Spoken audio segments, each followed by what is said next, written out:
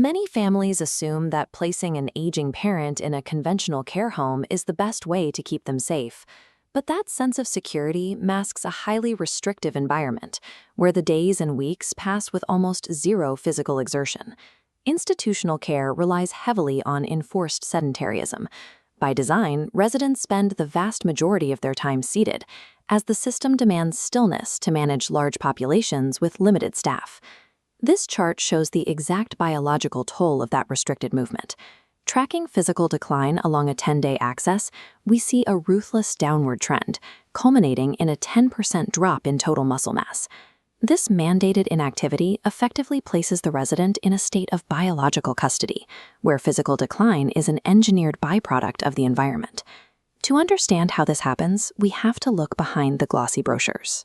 One former CEO spent 11 years managing complex care operations on the front lines, directly overseeing individuals with dementia, Parkinson's, and Alzheimer's. Knowing that corporate public relations obscure the daily reality of these facilities, he stepped away from the boardroom. He spent his final year working entirely undercover, embedded as a minimum wage care assistant. His investigation documented an operational framework he named the maintenance trap, a system that prioritizes biological storage through very specific destructive protocols. The modern care home functions as an operational ecosystem. It is optimized for financial efficiency and population management, actively suppressing the variables required for human flourishing. This begins in the kitchen.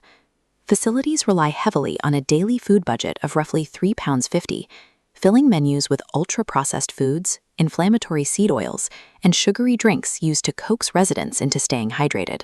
This animated diagram shows the immediate internal consequence of that diet. The continuous stream of sugar and seed oils attacks the body, leading to a pulsing, expanding central area in the brain that indicates a state of active inflammation. Recent data from the UK Biobank tracks the long-term result of this exact nutritional profile. The trend line spiking beside the brain shows a direct correlation to cognitive decline, culminating in a staggering 37% increased risk of developing dementia. When that continuous sugar intake inevitably leads to physiological crashes and agitated behavior, staff deploy a chemical straitjacket. They stack sedatives and psychiatric medications that actively block the brain's ability to form new memories. Families often visit and assume the resulting drug-induced fog is just the natural progression of aging. In reality, they are witnessing a direct physiological reaction to the facility's rigid diet and medication protocols. That same focus on liability creates the safety-first chair trap. Strict regulations and the fear of fall liabilities cause facilities to view any independent resident movement as an operational risk that must be eliminated. Staff are trained to actively discourage standing or unassisted walking. Instead, they rely heavily on mechanical hoists to move residents from bed to chair, prioritizing staff efficiency over resident mobility. We already know the biological cost of this protocol. When you eliminate the need for a resident to carry their own weight, you guarantee the rapid wasting of whatever muscle mass they have left. This physical decline is paired with constant sensory chaos. The industrial noise of call bells and rigid staff schedules shatter natural sleep cycles, while residents are systematically stripped of any meaningful daily roles or responsibilities. This isolation triggers a spike in stress hormones. It ensures that while the resident's body is biologically maintained by the facility, their mind is subjected to emotional abandonment and social death. Aging does not require this kind of institutional decline. At 85 years old, Patricia maintains a high level of mobility and inner energy, proving that late-stage health is driven by daily environment, not just genetics. She integrates light strength training into her normal routine. By lifting a Lent dumbbell in the sunlight, she maintains vital bone density and actively refuses to let her body unlearn how to be strong. Continuous exposure to the novelty of the outside world, paired with unassisted physical movement, acts as an essential antidote to the biological decline engineered by conventional care homes. When ultra-wealthy clients want to replicate these results, they pay our insider £2,800 a week to take total control over their culinary environments and daily functional movement. But you do not need millions of pounds to achieve optimal aging. Average families can bypass the care system entirely by implementing the same protocol for trickle-down longevity used by the elite. The first step is the supermarket swap.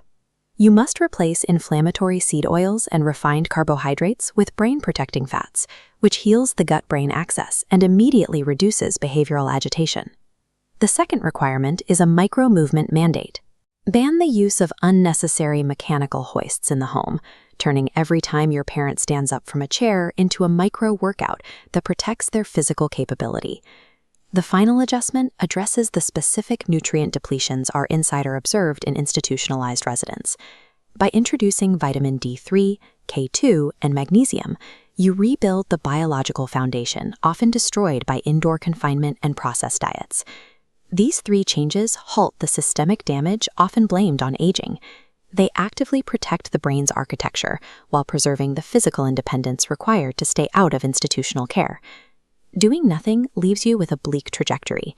Without intervention, your parent will likely fall into biological custody, sitting motionless in a chair until they forget who they are.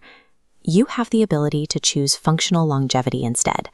You can construct an environment built on real food, natural movement, and absolute dignity.